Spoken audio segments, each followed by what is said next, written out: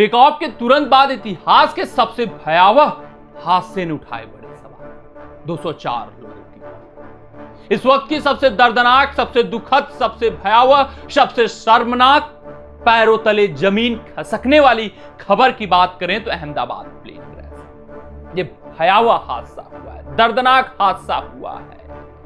ऐसा हादसा भाई साहब, ये रिपोर्ट जब पूरी की पूरी बना रहा था, या जब रिपोर्ट मैं बोल रहा हूं, तब आंखें नम। सिर्फ और सिर्फ मजबूरियां हैं जो ये रिपोर्ट कवर करनी पड़ रही है, अन्यथा बहुत बुरा, बहुत दुखद, बहुत भयावह हादसा हुआ। इतिहास का सबसे दुखद हादसा है। दुखद हादसा इस वजह से क्योंकि टेक ऑफ, यार ये सबसे सुरक्षित है पूरे प्लेन जर्नी की। अगर हम बात करूं, एक पहला पड़ाव जो होता है जहां पर सब कुछ चेक किया जाता है, डबल चेक किया जाता है। आपका मेन इंजन काम कर रहा है कि नहीं कर रहा है, आपका बैकअप इंजन काम कर रहा है कि नहीं कर रहा है, फ्यूल कैसा है, किस तरीके का है, प्लेन पर लोड कितना है, सब कुछ पायलट हो चाहे क्रू मेंबर हो चेक करते हैं। उसके बाद ही विमान टेक ऑफ के लिए तैयार होता है और सब की सब बातें दोबारा चेक की जाती हैं, हर एक पैमाने पर चेक की जाती हैं और 1 मिनट के बाद ही टेक ऑफ के ये दुखद, ये भयावह और इतिहास का सबसे बड़ा हादसा हो जाता है।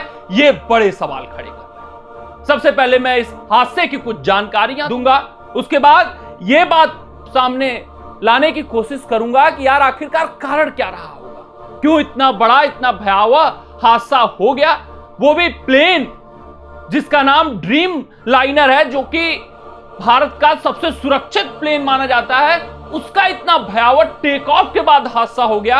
ऐसा क्यों हुआ, कैसे हुआ, किन कारणों से हुआ होगा, क्या कुछ षड्यंत्र की बू आ रही है, इन बातों पर भी हम चर्चा करेंगे, सब कुछ आपको विस्तृत ढंग से बताएंगे। सबसे पहले इस प्लेन में यात्रियों की अगर मैं बात करूं तो कुल यात्री 242 हैं इस प्लेन में सवार थे। उसमें भारतीय 169, ब्रिटेन के 53, क्रू मेंबर 12।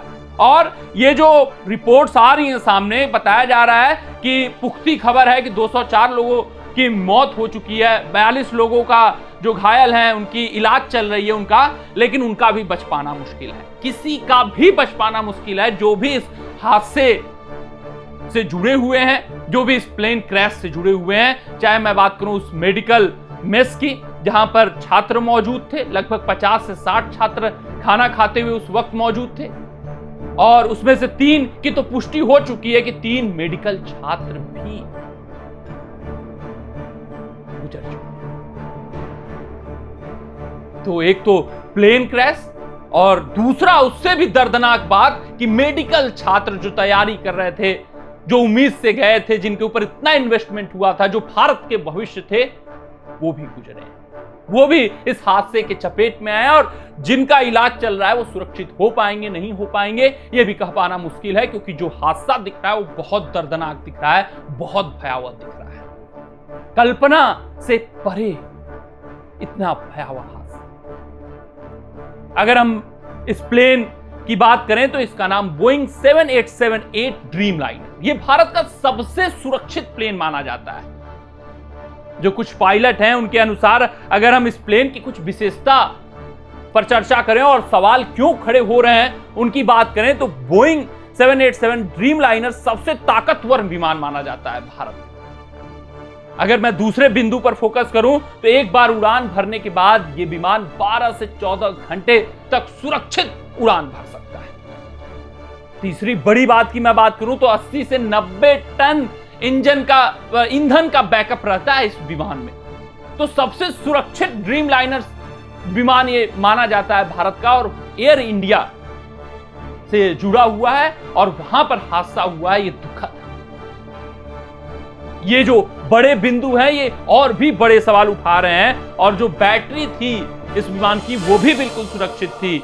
इंजन उड़ते वक्त देखा गया था, मेन इंजन, बैकअप इंजन दोनों कार्य करते हुए दिख रहे थे, कोई भी गड़बड़ी नहीं थी। उसके बाद इस विमान ने उड़ान भरी थी, लेकिन 1 मिनट के बाद ही मेडेल कॉल कर दिया जाता है, यानी कि कुछ भी पायलट के बस में नहीं रह गया था।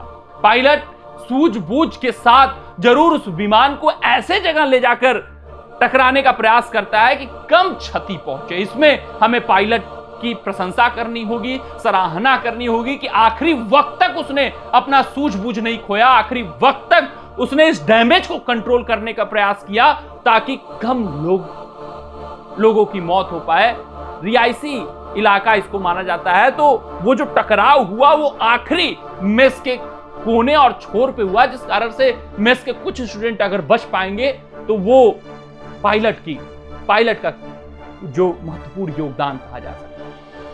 अगर मैं उन पायलट की बात करूं, कितना उनके पास अनुभव था, क्यों ये हादसा और भी सवाल खड़ा कर रहा है, क्योंकि आप कहेंगे यार कहीं पायलट के पास ही तो अनुभव नहीं था, कहीं पायलट का ही तो कोई गैर जिम्मेदाराना हरकत हुआ उनके द्वारा और उसके कारण हादसा हुआ, तो वहां पर भी अनुभव की कमी नहीं थी।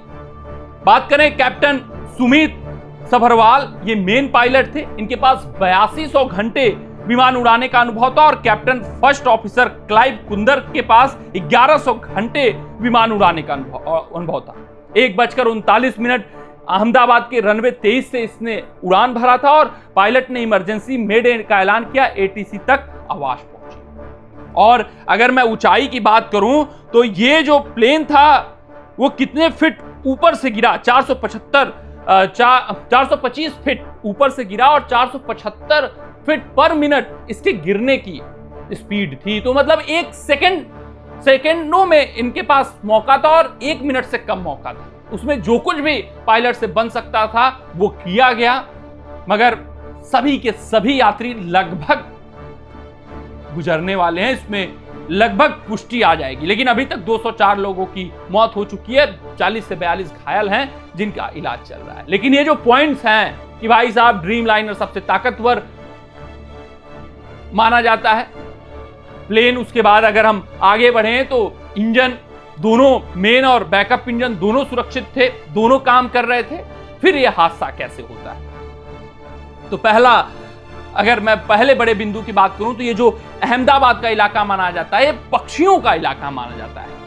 जो आशंकाएं बताई जा रही हैं कि दोनों इंजन में एक साथ पक्षी घुसे हों और वो बड़े पक्षी थे, जिस कारण से दोनों इंजन सीज हो गए और पायलट के हाथ में कुछ नहीं रहा। ये सबसे बड़ा कारण अभी तक बताया जा रहा है। और दूसरा कारण मैकेनिकल फेलियर कुछ हो गया होगा जो अभी तक सामने नहीं आ पाया है, लेकिन सबसे बड़ा कारण ये बताया जा रहा है। तीसरा कारण, आशंकाएं तो हैं, पूरा इन्वेस्टिगेशन होगा, उसके बाद बातें सामने आएंगी, उसके बाद ही कुछ कहा जा सकता है। लेकिन सबसे बड़ा कारण अभी तक जो सामने आ रहा है, अभी तक जो बताया जा रहा है कि दोनों इंजन में कोई विशालकाय पक्षी घुसा हो, जिसके कारण दोनों इंजन सीज हो गए हों और पायलट के बस में कुछ नहीं रहा। यह बताया गया कि अगर विमान कुछ और ऊंचाई पर रहता, अगर विमान और स्पीड में रहता, अगर विमान आधे घंटे उड़ान भरने के बाद क्रैश किया होता तो पायलट सुरक्षित कहीं ना कहीं लैंडिंग करवा देता, सुरक्षित यात्रियों को उतार देता कम से कम। लेकिन ये जो